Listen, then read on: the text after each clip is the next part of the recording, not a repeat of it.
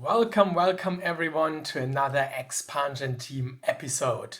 Last week we had a great off-season and draft, got some cheaper and young players into the team. We are currently 4 million over the cap space, but there is a lot of ways to create new cap space. We could move on from Wyatt Teller if we sign a new guard. He's 31 years old, got the franchise tag. Let's see if he's going to be a part of our team long term. We have two corners on contracts with only 1 year, so we could trade Marcus Peters. I don't want to do that because I want to keep the secondary together, but there are options. Another option would be, of course, to trade Chase Young. He's the highest paid player on our team, and his production is really bad.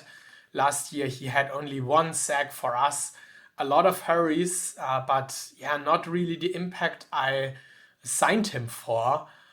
Also only 13 tackles, and we just drafted 2 edge rushers who are way cheaper, so we could create some cap space there, and we could also move on from William Childs, 7 million, 82 overall. We have enough wide receivers to make it happen. As said last time, I won't extend him. He's way too expensive for us. He had only 6 touchdowns for us so far, so not the best production. Is a good player, but we really have a similar one now with Homer Roberts was his name. So yeah, that might be an option. We could also trade one of our free safeties. We have Richie Grant and Antoine Winfield Jr., who both earn around 7 and 8 million, 8 million actually both. So there are ways to free up some cap, and therefore I'm hoping to sign more players. I have Zion Johnson and Tevin Jenkins on my board to get cheaper and younger on guard. Both are of course worse than Wyatt Teller, but we would save 7 to 10 million depending on who we sign. Zion Johnson, 86 overall, good pass and run blocking, and Tevin Jenkins, 82 overall, little bit worse of pass blocking, but still good enough. Also third tight end, not the highest priority. Corners, same reasoning here. Both of our starting corners have 1 year left on the contract. AJ Terrell could be a good option. And linebacker, maybe getting Bobby Okereke cheaper back to the team. And Trevon Walker, someone I already tried to sign in free agency rounds 1 to 5. So with that said, let's sim the week. And no signings for us. The Titans with 2 additional signings, so they are trying to get better. We are in the lead for all of the players we want. That's great, so maybe we can get 1 or 2 on a cheaper deal. I don't know why so many teams want to have a 58 overall punter. He does not seem to be something special, but I don't know. So no need to adjust any of the contracts. Let's go to day 2. And that is great news. We just signed Bobby Okereke for 2 years, 7 million, and AJ Terrell for 4 years, 10 million. That is really good. So that means we need to move on from Chase Young, of course, to make the contracts happen. Still want to have the guards, but no need to sign Trevon Walker anymore. I updated his contract, so 5 million I would be fine with. I'm pretty happy with Bobby Okereke. We know that he functions in our defense. We don't know that about Trevon Walker, so yeah, I'm fine that Okereke signed, but 5 million for Trevon Walker would be fine. Still, as I said, hoping to sign a guard. I added Tyler Smith and removed Jenkins because I think Tyler Smith is a little bit better. Priority Zion Johnson, that would be a perfect signing for us. So let's sim free agency round 8 and see if someone else signs. Does not seem to be the case, only 1 signing, a kicker for the Ravens. We are still in the lead for all 3 of those players. Let's see if we can convince them in free agency round 9. Yes, Tyler Smith is a Munich Wolverine. He's fairly well-rounded personality, could be better. He is our long-term starter. Yeah, not that many plays for Dallas, only one sack allowed. Let's see if he can play a good role for us. Uh, does he have tackle versatility here in the game? No, unfortunately not. But guard, pretty good. Still 2 contracts left, so if Zion Johnson also signs, we have a problem. So let's sim the last day of free agency, and Trey McBride signed, a tight end that we also wanted to have. Looks really, really good for us.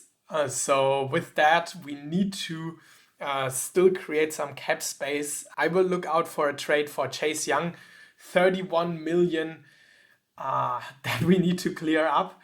Think that's possible with trading Chase Young and William Childs and our kicker, our second string kicker. And yeah, we could sign Trevon Walker. I think he's still a free agent. So I will look at some potential moves we could make. All right, so I made the trade William Childs, Jordan Addison. Both of the contracts were due, both not with the best output for us. And Chase Young, same story here with the output and was very expansive. To the Commanders, we traded first round picks. I hope that we will at least make a deep playoff run and the Commanders hopefully miss it so we can have a higher first round pick. We also get their second round pick in exchange also for their 6th round pick we had from the Chargers. So yeah, cap casualties, we made more than 30 million available in cap space. And in free agency, I signed Robert Dayton as our 3rd string QB. I mentioned him in the college episode. He had a great season with Ohio State. Will be our 3rd string QB. Intelligence could be better. But yeah, he will play for us. Trevon Walker on a cheap contract for 1 year. He won't start for us. I will, of course, give the starting opportunities to those players who will be here long term. He won't after the season, most likely, but still could play a good role for us. Will be there in rotation. Jonathan Hankins as our 4th defensive tackle. And Amon-Ra St. Brown, he did not sign with anyone. Won't play a big role for us. Same story here. I want to give our rookie Homer Roberts the most snaps and Seth Jones that we signed long term. And yeah, St. Brown will be in rotation. And I traded away our 5th guard and unfortunately the wrong kicker.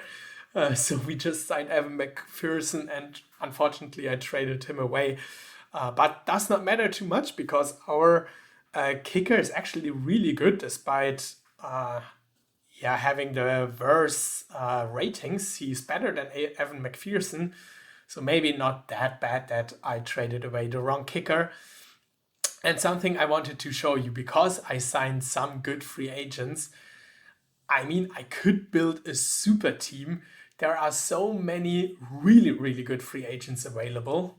Aaron Donald, Joe Mixon, Ryan Tannehill, Kyle Pitts as a tight end. So many wide receivers. I really hate that part. And I don't know how to get it right. How can these players get signed by teams? I mean, I don't sign them. That would just be a really, really unfair advantage. But I don't get why they don't sign any contracts in free agency. I don't know what settings you have in there to really avoid these situations, or if you have a better idea how to avoid it. If so, please let me know. But unfortunately, many good free agents left here in the pool. And yeah, I won't sign them. With that said, let's quickly check out new players in college before jumping back into the regular season and training camp here with the Wolverines. We are in college football and we are about to look at the top recruits of this year. Not draft relevant for at least 3 years, but still in next year's draft, the first new gens here in recruits will appear in the draft. So eventually we will come back to them. Best rated player is here Nelson Monson, again a safety, 96 overall, will play for Louisville. The first or number one recruited player is Robert Boston, a linebacker who's going to play for Texas. And also a good corner in here, John Sloan for Florida. Also great personality. Will be interesting to see where these recruits end up in 3 to 4 years. Many in the 90s, also high 80s. Will be really interesting for the draft process. Again, I think my initial roster was a little bit too bad, so good players will come in now. And speaking of good players, let's look at some seniors. So the highest rated senior on quarterback is Tyler Mason, 93 overall, plays for Oklahoma, and they won the championship last year. He could be a really good prospect. We don't need a quarterback. I say that all the time. Steven Silver from Oregon, also not too bad. Since we don't need a quarterback, let's look at a running back, for example. Here, the best player is not available, also from Oklahoma. Antonio Schmidt might be someone with interesting statistics here over the years, great work ethic. Thankfully, we also have a running back there, but there is always great talent available in later rounds. But something we need to focus on is O-line, and thankfully, there will be great players, especially tackles. James Story will enter the draft as a senior, awesome personality, great pass blocking, also great traits. Not that many pancakes, seems to be injured last year, but no sacks allowed. James Story could be the story of the draft. He's someone to watch for sure. Same for Vernon Frame, really similar ratings, also really good pass blocking. Book and tackle, also no sacks allowed, plays for Air Force, so not the best competition. And he's also actually a junior, so did not see that. Might be that he's not declaring the best non-tackle of those players. The best non-tackle of this draft, Brenton White, guard, fourth-year junior, and center Kenneth Maynard. He's a senior, well-rounded, no trades, and no sacks allowed. A position we don't really need is wide receiver. Also many juniors here in this class. The best senior is Louis Fitzgerald from Stanford. Might be that this wide receiver class is not that deep, but after drafting a wide receiver in nearly every year, I don't think we need to focus on that right now. Cornerback, the best available prospect is Drew Branks from Penn State, 96 overall, shutdown corner. And he had 5 interceptions so far. That is, of course, interesting. He was the number 2 ranked player in the very first season we actually had. So he becomes draft eligible. Personality could be better, but overall interesting player. Similar for Christopher Anderson, the number 11 ranked player. 94 overall, also shutdown corner, and he had 8 interceptions. The strength of the draft class really seems to be defense.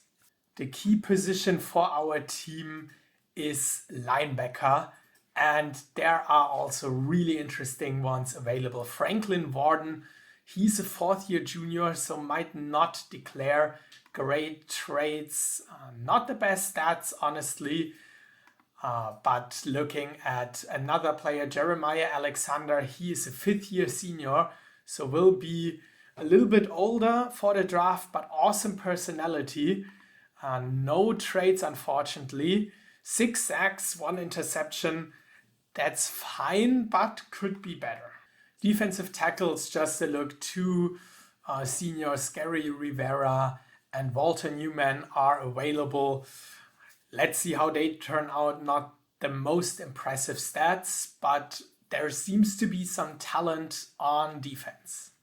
Also here on edge rusher, Alden Abell is on paper the best one. 30 sacks, 2 really good years. I mean, he's a fourth year junior, so might be the case that he's not declaring.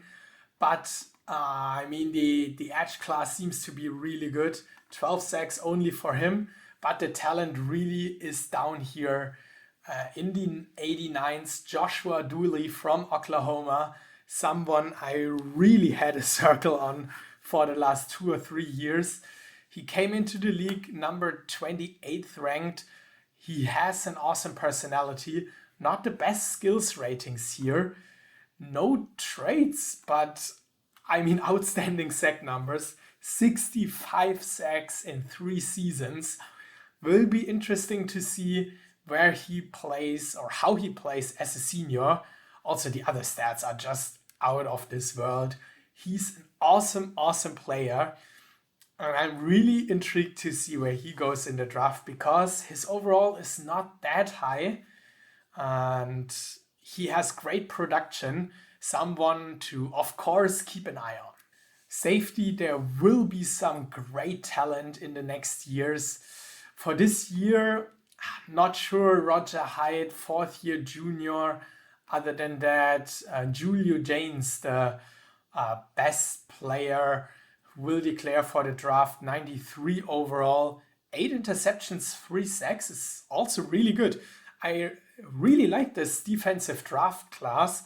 And with so many playmakers on offense, we could, of course, use an O-liner, tackle, center, guard. I don't know. I wrote down some names.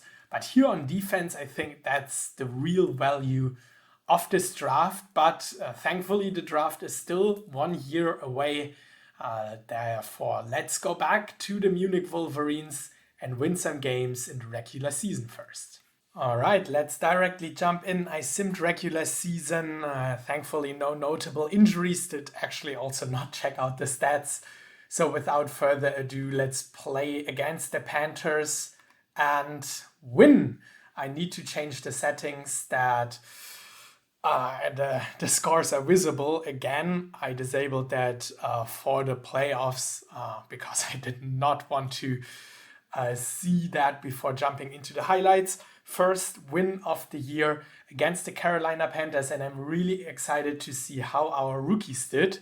Great game for Caleb Williams, and offensively, rookie Roberts with his first touchdown. Jalen Waddle, as always, great performance. Same for Bijan. And defensively, we get 2 sacks, none from our rookies, but 2 hurries by Arbor and 3 by Anderson. That's really great. Cyrus Moss was also in rotation. So our rookies actually got some snaps. Let's sim the rest of week 1 and check out if anyone signed. I will go through the contract extensions in a second. I made 3 offers. Mike Hughes, I want to have back. He wants more, and I'm already giving him 16 million. Trevon Walker, I tried to sign for cheap. I don't think that will work. I think let's see how he performs in the season and sign him back in free agency. And Wyatt Teller, again, does not want to sign for the highest deal. And that means that most likely, except from Mike Hughes, who I really want to have back, I think we're going to have a lot of cap space next year because I'm really not sure who to bring back. Now I have the right tab. Contracts. We have nearly 100 million left in salary for next year. But as you can see, many top players are going. Trevon Walker, rotational role. That's fine. Mike Hughes, I want to bring back. La'el Collins, tackle. Maybe. He costs currently 15. That would do it for me. Let's hopefully sign him for 15. If he's willing to do that, I'm happy to bring him back. In week 1, I think it was higher. Marcus Peters, 33 years old. He is not getting any younger and wants to have 18 million. So he's gone after this year. Also had injuries last year and is already injured again. So I don't think that this makes sense. Marcus May could be an option, but also already 33 years old. Good stats for us, but there are or might actually be younger strong safeties to sign. David Andrews, same story. He's old, and Viatella I want to bring back, but I don't think that he wants to do that. Cannot franchise tag him a second time because then it's going to be really expensive. So I think we just might let them all go into free agency and try our luck here. David Andrews, not really sure yet.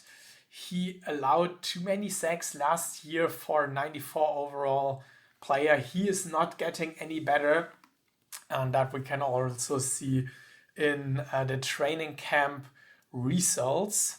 Marcus Peters actually the player who decreased the most. David Andrews -4, so that's still fine, but yeah, they're not getting any better. Jalen Waddle is. He is such a good threat for us, one of the best trades I've ever made. And Richard Poole, our rookie, already getting better. Cyrus Moss, same story here. So that's really great. Maybe I should give Cyrus Moss actually more playing time compared to Ebor, who I cannot see here. Maybe he has higher potential. We'll change that, but I'm really happy to see where this is going. Many players improving. So I just changed the depth chart. Cyrus Moss, now the edge rusher together with Will Anderson. Ebor will play on rotation. Week 2 against the Falcons. Hopefully a win for us and 52 points. Nearly similar stats for Caleb Williams.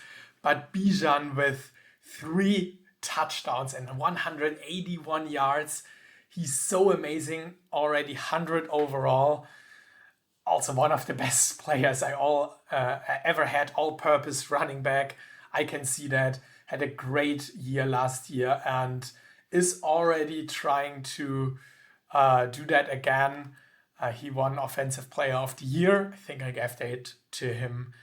Brock Bowers also. What a game for him. 3 touchdowns, over 100 yards. He's at 92 overall. The second-year player, former first overall pick. Yeah, and we invested something in offense. Marcus Peters, I think he wants to sign a new contract. 2 interceptions, and we cannot get any sacks. I really don't understand that. Will Anderson with 1, but other than that, not too much. But as long as we are winning, I do not really care. Oh, I forgot to adjust the contract. So, La'el Collins signed. Yes, that's great. He's back for 15 million. Yeah, Walker does not want to have that. That's fine. Let's try to re-sign him in free agency maybe. But Collins is back, and with that, I only have Mike Hughes left to re-sign, and 170 million spent. So with the contract for Mike Hughes, we would be at maybe 190, a little bit less, maybe 3 years. I'm fine with front-loaded and rotational player, or actually starter, but I really don't know how much the role have an impact on whether they sign or not. Of course, I want to start him. But yeah, now against the Buffalo Bills, 1-1. We are 2-0. Can we get our 3rd win? Yes, we do. 38-14. Great game by our offensive playmakers yet again. Everyone involved, Waddle, Bowers, Robinson, and Caleb Williams. And defensively, wow, that looks really good. Here we go. Rookie Poole with his first interception. And we have a sack by Jonathan Hankins, rookie Böhnisch, Moore, Barton, rookie LaDuke, and May. You can see it's rather our secondary again with May and Barton here, and also linebackers, not our D-line. But that's a really good start. We are 3-0 after 3 games, and no big injuries, and Mike Hughes also signed. So the only player I might sign back is Marcus May. Let's wait for the mid-season. I can still decide. Could also trade him or sign him and trade him. Yeah, not yet sure. So week 4 we play against the Houston Texans. We are 3-0, and now we are 4-0. Again, over 30 points. Caleb Williams plays really good so far. He's also already at a 92. Looking at his stats for the season, 15 touchdowns, 2 interceptions. Last year he had double the interceptions than in his rookie season. Right now it looks really, really good. And taking the analysis here, the only interceptions were in the middle of the field. I think throwing deep was one of the best strategic moves I could have done. He is really clicking with our offense, and Jalen Waddle and Bijan and Brock Bowers and our rookie Roberts. 75? I thought he was in the 80s, right? I'm really confused right now. His player skill was at a 30, and I think there he was at an 80 or 81. Now 36, and he's worse. Don't really get that. Still a good pick though for round 3. But yeah, let's see. Don't really get that. And defensively, no interceptions. Holcomb with 2 sacks. Trevon Walker with his first really good performance for us. And Moss and Abor. There we go. Both of our rookies are already playing better than Chase Young. Trevon Walker, I mean, that is great. Now he wants only 9 million. I'm fine with giving him a long-term contract for 9 million. Let's try that. If he signs, I'm more than happy to. Then we are getting younger on linebacker. Would of course be really great. It's interesting to see how their salary demands are changing every week. Have not figured it out what the best strategy is here. We are in week 5 and looking at the schedule. We have our very first bye week before playing the Texans again. And after 3 really great performances, we have the most points scored in the NFL with nearly 40. Actually, not that many offensive yards, neither passing or rushing. Our defense is performing great in rushing and points allowed. 4 wins, I'm fine with that. Could get better in overall stats, but as I said, as long as we are winning games, I'm not caring too much about how we win it. We lead the division 4-0, second best team Titans and Jaguars with 2-2. So before going through the wild card, let's quickly jump back to college season. Week 5 in college football is over, and the current top 25 is led by LSU with 4 wins. Same for Oklahoma, also undefeated. And actually all the top 10 is undefeated. Minnesota at 3, Georgia at 4 with only 2 games so far. So not much to say about the top 25. There is actually more to say about this Oklahoma team. We know we have Joshua Dooley on our watch list, and he's not the sack leader. Alex Willard is. He will also enter the draft 4-star recruit, 89 overall, so pretty similar to Dooley. Worst personality, he's a speed rusher and had 34 sacks in his career. Let's see how this season will be. But for Joshua Dooley, it's actually a step back, and will be interesting to see if he can get better. But 90 overall, by the way. He only has 5 sacks in 4 games. I mean, that's still fine, but compared to those numbers in the last years, not really that good. Also did not start, so I guess he lost his starting job at Oklahoma. I don't know if this is something to worry about and if he might fall in the draft, but so far not the performance we hoped. I know it's still early in the season and not that worth to look at stats, but already impressive 15 sacks by, unfortunately, not a senior, also not the best skills. But someone to mark down for the draft is Neil Cooper from Ohio State, 90 overall, so he might be really good in the draft. 100 work ethic, 88 team player, 81 competitiveness. It's really nice. Skills are looking good. He's a bull rusher and 40 sacks in his career. Yeah, production of other players have been better, but this season is really, really good. And if he continues at this pace, Neil Cooper might actually be edge rusher number 1. But there are still so many games left to play.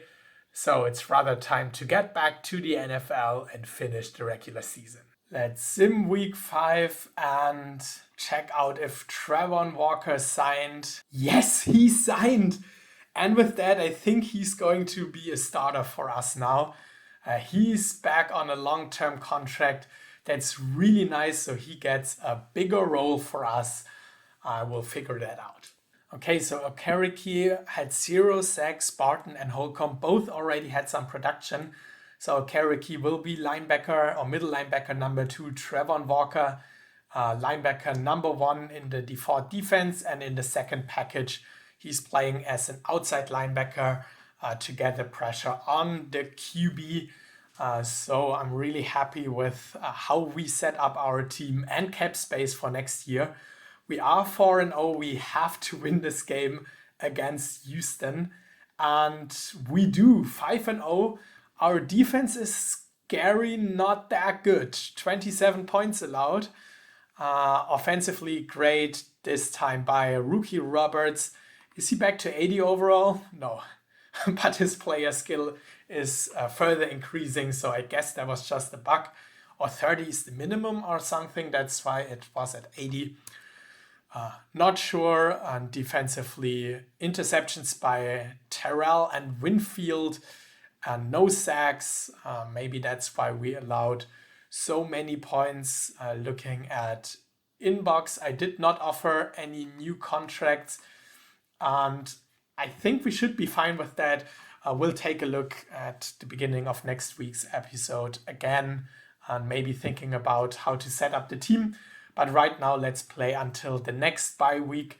So that means week 7 against the 3-3 Patriots. We are undefeated, and that does not end now. Our defense is becoming strong again. Only 3 points allowed, 5 touchdowns, but also 2 interceptions for Caleb Williams. No rushing stats, 2 touchdowns for Ekbuka, Roberts in there, Bowers and Waddle. This offense is just outstanding. And yeah, with the defensive players we watched in college, I think our first round pick, and thankfully we have one again, will be spent on defense. But yeah, let's still see Terrell, another 2 interceptions. He becomes really, really good for us.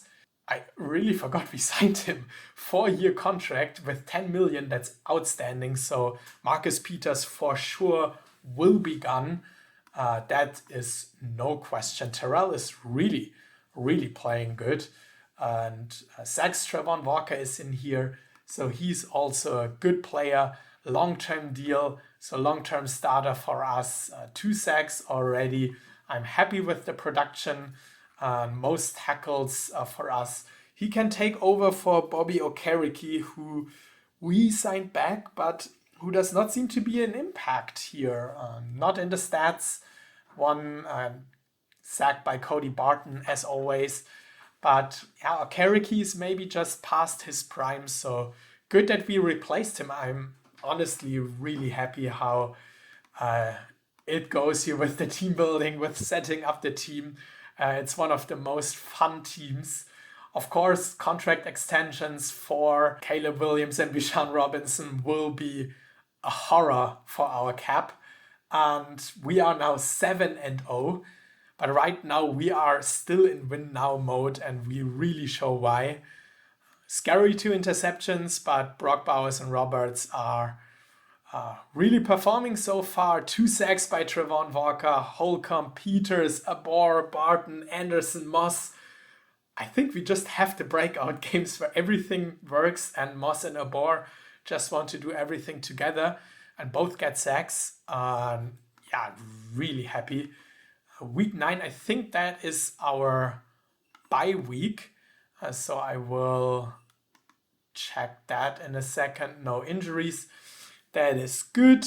And looking at the dashboard, yeah, we have bye week. So looking at the standings to close up the episode and thinking about if we want to sign anyone else and after or before going into a really interesting stretch of games. So far, I mean, not the easiest schedule, but also no really good teams. We still need to play the Colts and the Jaguars in our division, but we already played 3 division games, won them all. We are undefeated and best rushing defense, second least points allowed. Terrell, Barton, the stats are looking good. And yeah, as promised, let's close up the episode with looking at the standings. And yeah, bad that the Washington Commanders are on top of the NFC East because we have their draft pick. But yeah, our draft pick is not that not that worse. So still happy that we traded it, hoping that they are getting a little bit worse. But it looks good. We of course lead the AFC.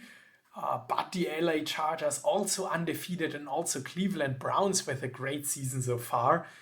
It will be competitive again, and the team to beat in the playoffs is, of course, the LA Chargers. I do not doubt that we are getting into the playoffs. It's just a matter of whether we will go into the Super Bowl or not. But that's a question for next week, where we will finish up the regular season, play some playoffs games, and see if we can win another Super Bowl. That's it for this week. I wish you a great week and see you next time for another Expansion Team episode. Bye bye.